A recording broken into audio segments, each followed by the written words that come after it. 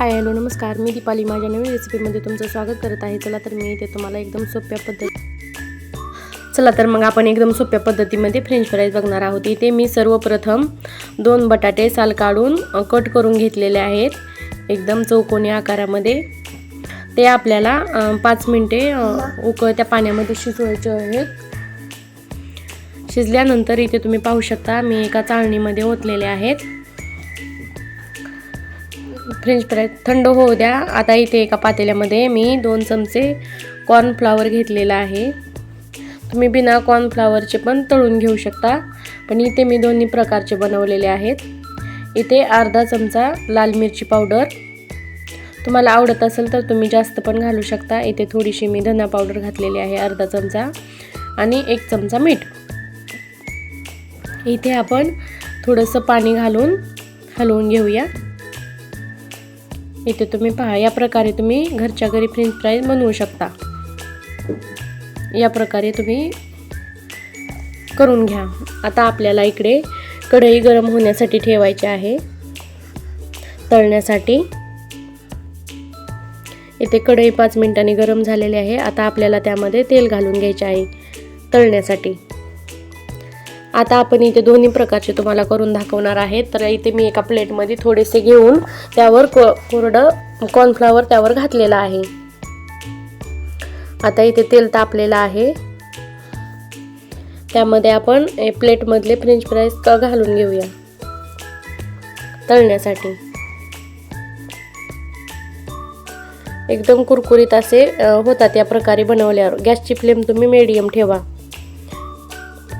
इथे तुम्ही पहा, मीडियम पेक्षा थोडी कमीच ठेवा। आता हळूहळू थोडंसं हलवून घ्या त्याला।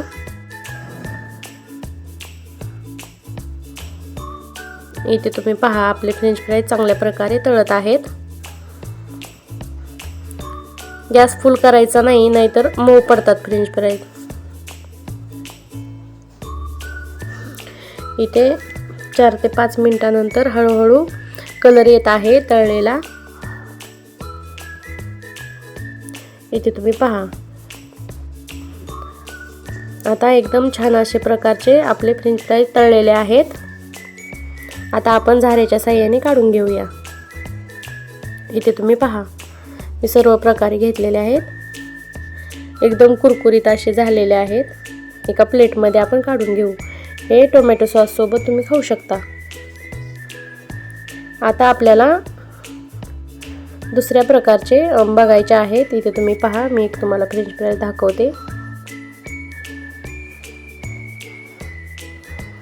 आता इथे दुसऱ्या प्रकारचे आहेत ते आपण इथे बेटर तयार करून घेतलेलं होतं, त्यामध्ये आता आपल्याला त्या बटाट्याच्या फोडी घालायच्या आहेत आणि त्यानंतर त्याच तेलामध्ये आपल्याला ते तळण्यासाठी टाकायचे आहे।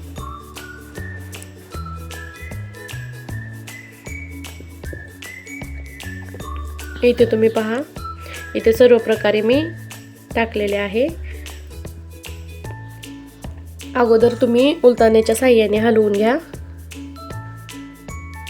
म्हणजे तुटणार नाहीत। एकदम खरपूस असे तळलेले आहेत। तुम्हाला आवडत असेल तर तुम्ही यापेक्षा पण जास्त त्याला कलर येऊन देऊ शकता। इथे आता पहा, मी काढत आहे झाऱ्याने। हे कॉर्नफ्लॉवर वाले फ्रेंच फ्राईज आहेत आणि मगाचे केलेले नॉर्मल आहेत।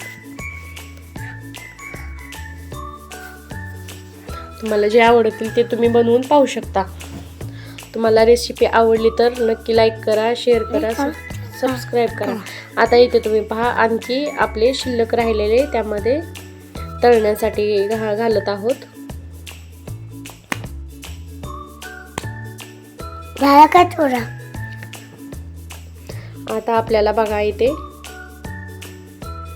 सर्व प्रकारे तळून घेतल्यानंतर मी सर्व प्लेटमध्ये सर्व करून घेतलेले आहे। चला तर मग भेटूया आपण अशाच अनोख्या रेसिपीमध्ये। धन्यवाद।